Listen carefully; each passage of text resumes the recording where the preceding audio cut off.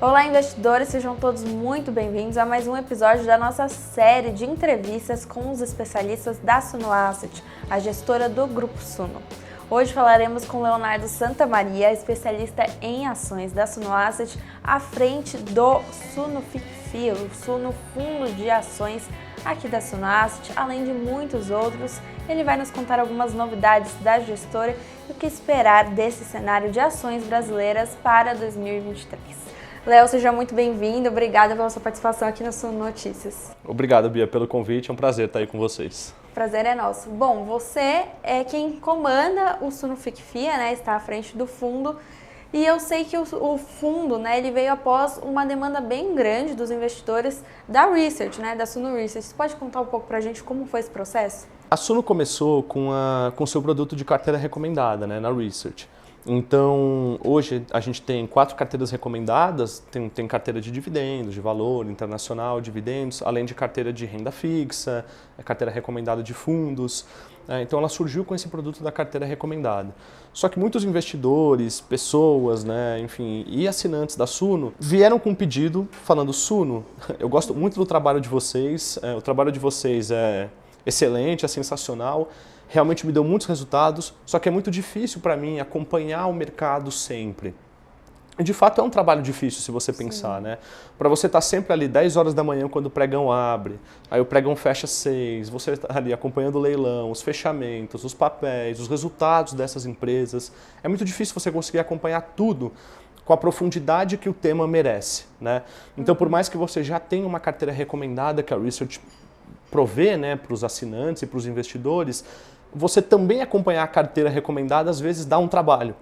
Porque a gente sabe, assim, acho que existe talvez uma bolha um pouco dos influencers, né, que dizem que você deve operar alavancado e acompanhar mini índice, mini dólar e todas as ações da bolsa, e a gente sabe que é muito difícil, né, para um trabalhador brasileiro, né, para uma pessoa normal, que tem o seu emprego, que tem a sua família, acompanhar o mercado com essa profundidade necessária que esses influencers dizem, ou o que muitas vezes é propagado, né? Sim.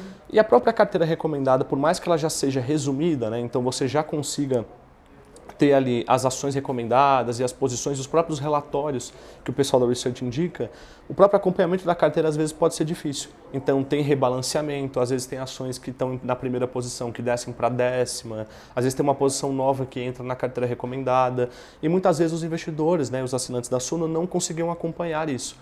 Então eles falaram: você pode tomar conta do meu dinheiro para mim? Gosto muito de vocês, mas não tenho tempo, não tenho experiência às vezes para poder operar por conta própria, mesmo com a carteira. Por conta disso surgiu a Suno Asset. Então hoje a gente tem vários produtos aí de fundos, né, para os investidores, para os nossos cotistas, e basicamente então o investidor que tem interesse, né, quer ter alocação aqui com a Suno, você pode investir em um dos nossos fundos, que a gente vai cuidar desse recurso e desse seu patrimônio para você. Muito legal. E como funciona esse processo de escolha das ações para o fundo? Legal. Como é que funciona aqui falando sobre o Suno FIA, né, que é o nosso fundo de investimento em ações aqui na Asset. Todo o processo nasce lá na Suno Research. Então, são áreas integradas, mas separadas. Então, o que isso quer dizer, né? Todas as posições e as ações que a gente compra para o fundo são todas recomendadas pelo pessoal da Research. Então, a gente não compra nenhuma posição fora das carteiras recomendadas. Tá? Esse é um primeiro ponto. Claro que existe uma separação entre as áreas, então as áreas não se conversam, existe um chamado Chinese Wall, né? Então existe uma separação entre as áreas para evitar quaisquer conflitos de interesse, enfim, né? De front-running, enfim, ou qualquer operação que não seja legal. Então existe essa separação e nós investimos só dentro das carteiras recomendadas. Então depois que uma ação é recomendada e ela está lá na carteira, nós selecionamos aquelas que a gente mais gosta e entende que é melhor para o momento do fundo e aí a gente faz a alocação. Acho que aqui tem 2 pontos legais de destacar. O primeiro é que isso garante um duplo filtro para o fundo, porque hoje a gente tem na bolsa 450 empresas listadas, mais ou menos. Nas carteiras recomendadas a gente tem algo como 100 nomes. A gente pega esses 100 nomes e daí deriva 40 nomes, que são os que a gente mais gosta, que estão hoje na carteira do Suno FIA.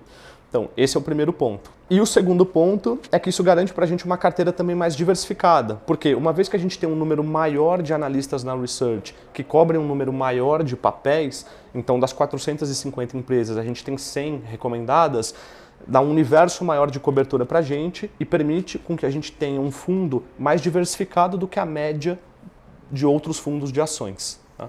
E sempre na hora de investir, essa diversificação é muito importante também, né? Exatamente. Existe uma fala no mercado que diz, né, que a diversificação é o último almoço grátis que existe no mercado financeiro. Por quê? Quando você diversifica o seu fundo, você está exposto primeiro a diferentes riscos, né? Isso que é a diversificação. Então eu estou numa empresa de commodity, eu vou estar associado aos riscos e às vantagens das commodities. Para varejo, mesma coisa, imobiliário e por assim vai. Então é muito importante você ter uma carteira diversificada justamente porque você diversifica os riscos e também os benefícios, né? Então, se um setor vai mal, em contrapartida, você vai ter algum setor que vai bem. Isso acaba equilibrando, né, o seu balanço de riscos do portfólio e você consegue auferir no longo prazo, normalmente, retornos maiores ajustados a riscos menores. Legal. E falando em variação, né, diversificação, eu fiquei sabendo que vocês estão lançando outros fundos também, né, de previdência, small caps, internacional. Queria que você me explicasse um pouco a diferença entre eles, né, e por que o lançamento desses novos fundos. Legal. Primeiro, né, então, hoje a gente tem realmente esse fundo que é o nosso FIA, que é o nosso fundo de ações. Nós estamos vindo agora com a versão previdenciária dele, que tem todas as vantagens tributárias que um fundo de previdência fornece para os seus cotistas, né, para os seus investidores. Então, quem adere a uma tabela regressiva consegue 10% de imposto de renda na saída lá no futuro. Não existe nenhum veículo de renda variável que tem esse nível de imposto de renda, além de outros, né, você consegue abater, né, então quem adere a um PGBL consegue deduzir até 12% da sua renda tributável também, por exemplo, né? Então, a versão previdenciária agrega vantagens para o cotista que o Suno-FIA puramente não proporcionaria, né? Então, esse é o motivo da gente ter a versão previdenciária e ele é realmente voltado para o longo prazo, né, para aquele investidor que tem um horizonte de investimento maior. Mas nós também estamos vindo com outros produtos, como, por exemplo, o Suno Small Caps, como você citou. O Small Caps, qual que é a ideia do produto, né? Então, a carteira mais rentável da Suno até hoje, acho que é uma curiosidade legal do pessoal saber, é a carteira de Small Caps. Então, ela entregou anualizado, uma média ao ano, de 2018 para cá, 26% ao ano. Então, assim, é um retorno absurdo. Claro que performance passada não é garantia de performance futura, mas é uma carteira super rentável e que faz sentido. Por quê? As small caps são empresas de menor valor de mercado, então elas são pequenas e que ainda estão no início da sua fase, né, do seu ciclo, da sua maturação dos seus projetos. Então, o grande valor delas está no longo prazo. Então, é óbvio, né, por ter mais risco e por elas estarem no começo das suas operações, que quando elas forem crescendo, esse retorno vai acompanhando. Então a gente quis fazer um spin-off, né? Então a gente quis separar a carteira de small caps, mas a gente também pega empresas que são pequenas, que estão nas outras carteiras. A gente pode pegar uma empresa pequena que é da carteira internacional, da carteira de valor ou da carteira de dividendos. A maior parte vai vir realmente da carteira de small caps, mas ela é uma composição de todas as carteiras. E a gente pegou todas essas empresas pequenas com ótimos modelos de negócio e que estão negociando a preços muito bons. Então o retorno esperado para essa carteira no futuro é muito grande. Tá? Legal. E além disso, a gente também vai ter um fundo de Global Equities, seguindo essa mesma estratégia, né? A nossa carteira internacional foi uma das carteiras que também teve a maior rentabilidade e retorno desde o início, lá em 2018. E ela tem acho que uma característica legal que as outras carteiras não têm, que é a exposição ao dólar. Então, se você, e acho que isso é amplamente divulgado, né? E aqui nós também acreditamos nisso, que você deve ter uma parte do seu patrimônio expostos a outras moedas. Sim. Porque isso também te dá diversificação no seu portfólio e na sua carteira e te expõe a outros riscos e a outros drivers de valor, né, outros benefícios que não tem aqui no Brasil. Então, se você puder dolarizar, né, mandar uma parte dos seus recursos para investimentos fora, isso ajuda a diversificar a sua carteira e também te traz retornos adicionais que você não teria aqui no Brasil. Então, a gente também está spin-offando, né, o termo chique, a gente está separando essa carteira e criando um fundo próprio para ele, que é o fundo de Global Equities, que vai comprar 80% da carteira em BDRs e outros 20% em stocks, que são ações internacionais da Bolsa Americana. Bem interessante. E falando aqui do cenário local, né? No cenário econômico, principalmente, a gente viu vários estresses nesse cenário, como a troca de governo aí na política, a gente está passando, e risco fiscal está bastante em pauta, juros altos por um período maior do que esperado, inflação alta também. Como você vê o cenário da Bolsa Brasileira, das ações brasileiras para 2023? Legal, a pergunta é boa. Primeiro, só contextualizando o que aconteceu em 2022, bem rápido, né, para falar de 2023. Então, enfim, tudo começa ali em 2020, né? Então, com a pandemia e os bancos centrais e governos pelo mundo temiam que as economias mundiais entrassem numa recessão severa por conta do fechamento, né, enfim, do serviço, dos comércios, da circulação das pessoas. E elas injetaram quantidades muito grandes de dinheiro. Isso aconteceu em todo o mundo. Aconteceu aqui nos Estados Unidos, na Europa, na Ásia. Então, todos os mercados e países passaram por um grau maior ou menor de injeção monetária. Certo. E, como o livro da economia diz, né, o livro padrão, se você tem mais dinheiro na economia, isso gera inflação. Então, hoje a gente está passando por um dos maiores períodos inflacionários no mundo até hoje, né? Então a gente viu a inflação nos Estados Unidos batendo próximo a 10%, 11%. Sim. Foi a maior inflação lá na economia americana nos últimos 50 anos. Aqui no Brasil nós tivemos um IPCA, que é o índice que mede nossa inflação, batendo também 11%, 10%. Então na Europa, na Inglaterra, 8%, 9%. Então a gente está passando por um período de maior inflação. E para combater a inflação, o que os bancos centrais fazem pelo mundo? Sobem os juros. Por quê? Subindo os juros, você, digamos, prende o dinheiro nos bancos, né? Então você torna o crédito mais difícil, então tem menos dinheiro circulando na mão das pessoas. Isso ajuda a drenar um pouco, digamos assim, né? A tirar dinheiro da economia para que a inflação arrefeça. Então, em 2022, a gente teve esse cenário. Era um cenário de inflação mais alta e juros mais altos. E isso, se você for olhar, é um baque para as companhias, né? Por quê? A grande parte das dívidas dessas empresas, para não dizer quase 99%, é tanto atrelado à Selic, né, ao CDI, que são os juros, e ao IPCA. Então, se eles estão maiores, o endividamento dessas companhias também fica maior, o juro fica maior para ser pago, então o lucro delas, o resultado delas diminui. E os próprios produtos que elas compram e revendem também ficam mais caros, porque se eu tenho uma inflação mais cara, eu vou comprar mais caro do meu fornecedor, vou ter que repassar preço.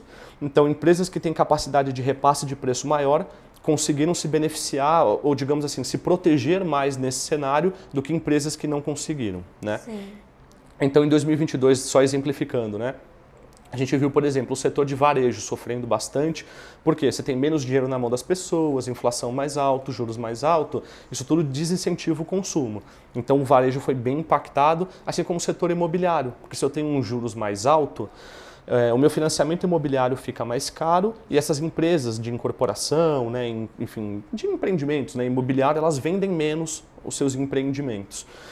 Então, acho que esse é o cenário que a gente viu e, por outro lado, tem alguns setores que conseguiram se proteger, como o setor bancário, né? Então, por mais que a taxa de empréstimo deles, né? Então eles ganham dinheiro, por exemplo, com carteira de crédito, né? Com empréstimos, a taxa de juros mais alta, eles vão captar mais caro dos depósitos, né? Do cliente na ponta final, mas também vão emprestar mais caro. Então, eles conseguem ter uma certa forma de hedge ou de proteção para o seu negócio.